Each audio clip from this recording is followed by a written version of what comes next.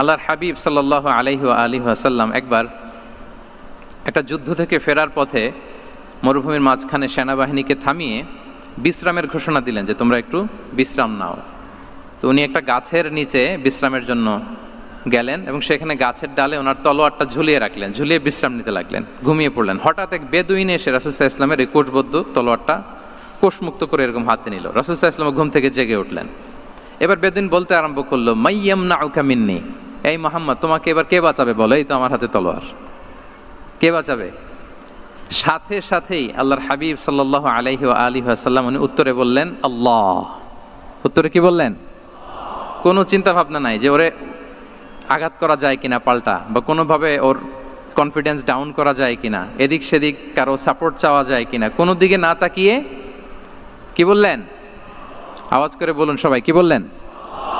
আল্লাহ।